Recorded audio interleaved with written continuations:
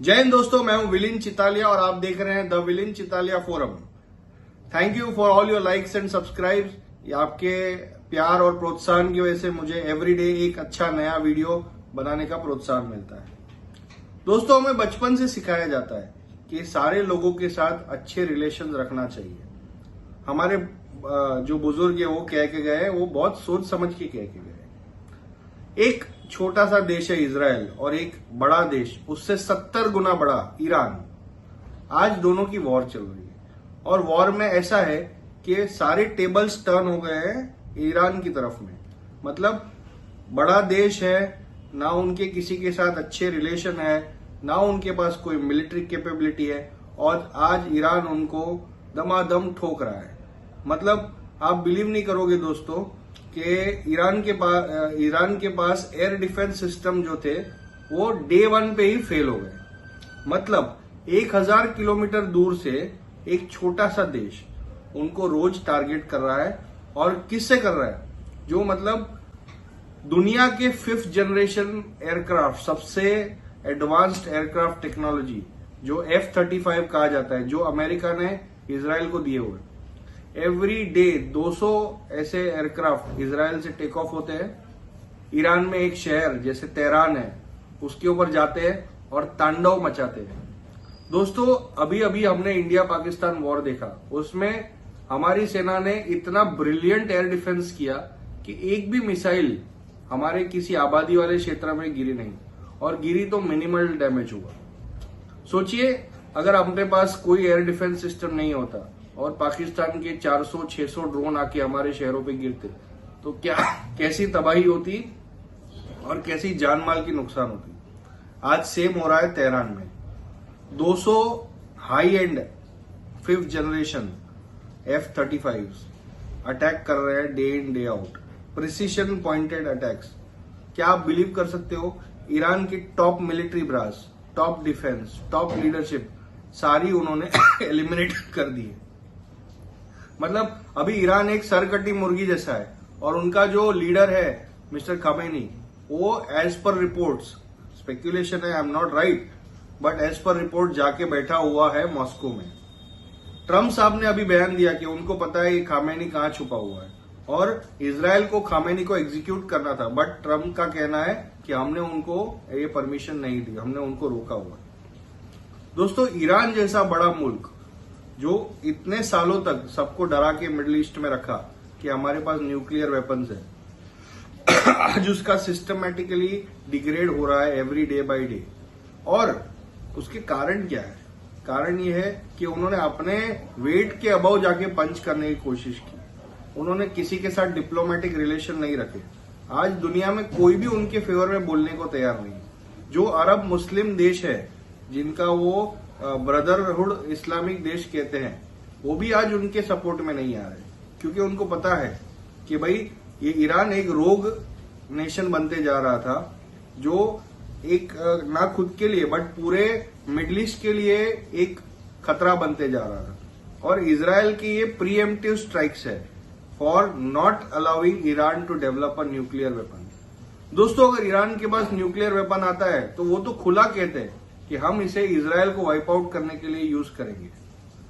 ये इनकी एक मेजर डिप्लोमेटिक फेलियर है, बिकॉज आपके पास ना तो मीन्स है ना कैपेबिलिटीज है और आप थ्रेटन कर रहे हो एक मुल्क को जिसके पीछे अमेरिका खड़ा है। अमेरिका की जो टेक्नोलॉजिकल और मिलिट्री प्रोवेस है वो सारी दुनिया से बेटर है, उनकी बैटल हार्डन आर्मी है। अभी इजराइल जैसा छोटा देश ईरान को इतनी भारी शिकस्त दे रहा है, इसका मतलब यही है कि अमेरिकन इजरायली के साथ इन्वॉल्व है। और ये युद्ध अभी ऐसा स्पेकुलेशन चल रहा है कि वो सारे मिलिट्री, सारे न्यूक्लियर इंस्टॉलेशंस खत्म करने के बाद ही इजराइल वाले सीज फायर करेंगे। लास्ट 2 दिनों से ईरान की तरफ से काफी रिक्वेस्ट आ रहे सीज फायर करने के लिए। मतलब they are ready to do cease fire, but Israel का जो नेतन्याहू है वो रुकने को तैयार ही नहीं। मतलब एक threshold point we have crossed. अभी इसमें देखते हैं कि कौन कौन इन्वॉल्व होता है, बट एवरीवन इज हैप्पी। और ईरान एक लास्ट फ्रंटियर स्टैंडिंग है मिडिल ईस्ट में, जो इनके एक एनिमीज की लिस्ट में था। जैसे अमेरिका ने सीरिया को, अपने लिबिया को, फिर इराक को, सबको एक्सट्रीमिस्ट डिक्टेटरशिप ये सब से मुक्त करके आज शांति है मिडिल ईस्ट में। तो मुझे ऐसा लगता है कि Iran is the last frontier और it's a very big country, और उसको अगर रेजिम चेंज ये लोग करवा देते हैं, दोस्तों इनका मकसद ये सब करने का एक ही है, they want a regime change in Iran, because जो मुल्ला कल्चर ईरान में है, they are extremist, far Islamist है, रिलीजियस है। उसमें कोई रिलीजियस होने में गलत बात नहीं है, बट वो लोग ने जो ईरान का डेमोक्रेटिक कल्चर था उसको 1979 से तबाह करके रखा हुआ है। Since 40 years Iran is under sanctions, मतलब ईरानियन लोग ना फॉरेन में बिजनेस कर सकते हैं, ना प्रॉपरली घूम सकते हैं, सस्पिशन के दायरे में है। तो ये जो मुल्ला कल्चर है वहां पे ईरान में, उसको अभी ईरान, अमेरिका और Israel, they want a regime change. और इन्होंने ना कोई डिप्लोमेटिक रिलेशन और कोई देशों के साथ अच्छे रखे हैं, ना किसी का सपोर्ट लेने की बातें कर रहे हैं। तो आई थिंक बहुत जल्दी the most likely turn of events which is going to happen in Iran is a regime change, और मुझे लगता है कि एक डेमोक्रेटिक रेजिम का स्थापना होगी, बट कब होगी, कैसे होगी, ओनली टाइम विल टेल। दोस्तों ये तो बात हुई ईरान और इजराइल की वॉर की। अब हम आते हैं G7 की। G7 हो रहा है कनाडा में, और मोदी जी वहां पे पहुंच गए हैं, और कनाडा के नए प्राइम मिनिस्टर को उन्होंने मिला, उनके साथ बायोलैटरल मीटिंग करी। I think after 2 years India और कनाडा के बीच में कुछ पॉजिटिव डायलॉग हुआ है, और I hope that this positivity continues, और जो पास्ट के बैगेज है उसको हम लूज कर पाएंगे।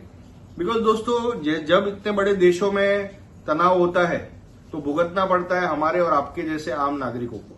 जैसे वीजा नहीं मिल पाते, किसी को मेडिसिन की मेडिकल इमरजेंसी है, दे कैन नॉट ट्रैवल, किसी के बेटे का स्टडीज वहां पे चल रहा है और कन्वोकेशन के लिए जाना है तो उनको वीजा नहीं मिल पाते। और Canada is a very important country for India also, because वहां से काफी सारे फूड आइटम्स, फिर टेक्नोलॉजिकल आइटम्स, ये सब हम लोग इम्पोर्ट करते हैं। तो आई थिंक मोदी जी ने ये जो इंडिया और कनाडा का वाकया था, उन्होंने जो जस्टिन ट्रूडो थे उन्होंने काफी बैराजेस ऑफ इल्जाम लगाए, बट मोदी जी ने बहुत ही एज अ स्टेट्समैन मैच्योरिटी से ये पूरे मैटर को हैंडल किया और कुछ भी जवाब नहीं दिया।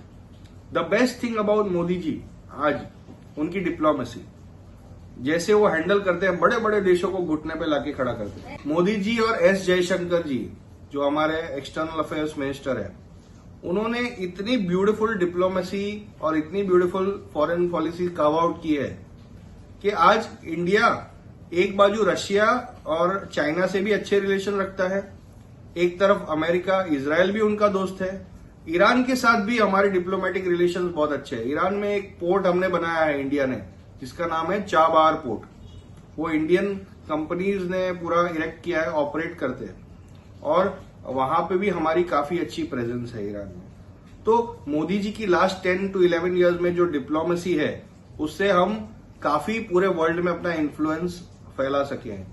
मोदी जी ने अफ्रीका को भी G20 में एक चेयर दी, जब भी इंडिया में G20 हुआ था लास्ट टू लास्ट ईयर। तो Modi ji is a statesman, और इतना ब्यूटीफुली उन्होंने कार्व आउट की है ये पूरी फॉरेन पॉलिसी कि आज इंडिया के ऊपर कोई भी उंगली दिखाता नहीं है। जैसे ट्रम्प है, जैसे वो बहुत ही टफ नेगोशिएटर है, टफ बातें करते हैं, उनके साथ भी एक डिस्टेंस मेंटेन किया हुआ है कि भाई हमारे देश के नागरिकों के ऊपर कोई उनकी पॉलिसीज का बर्डन ना आ जाए। तो ये नॉर्मल लाइफ हो या स्टेटमैनशिप हो, ये सब हमें सीखने की जरूरत है। बिकॉज हमारे लाइफ में भी हमें इतने लोग मिलते हैं, किसके साथ कैसा व्यवहार रखना, किसके साथ कितनी बातें करना, किसके साथ क्या बातें करना, तो ये भी हमें फॉरेन पॉलिसी से सीखना पड़ता। और फॉरेन पॉलिसी में तो डॉक्टर एस जयशंकर जो है, he is 45 years continuing today. उनके आप अगर वीडियोस देखेंगे, कहीं पे भी कुछ भी बोलते हैं, every word is measured and calculated. किसी भी कंट्री को नीचा नहीं दिखाते हो, छोटे से छोटा कंट्री हो वहां पे विजिट करते हैं और उनको रिस्पेक्ट देते हैं। इसलिए आज दोस्तों पूरे वर्ल्ड में इंडिया की एक इमेज नई बनी हुई है, जैसे इंडिया एक जगत गुरु बन सकता है आने वाले 10-20 सालों में। But we need to improve, we have a long way to go now. हमें बहुत सारे internal policies, ease of doing business, tourism, ये सब में बहुत बड़ा पोटेंशियल है जो हम लोगों को टैप करना है।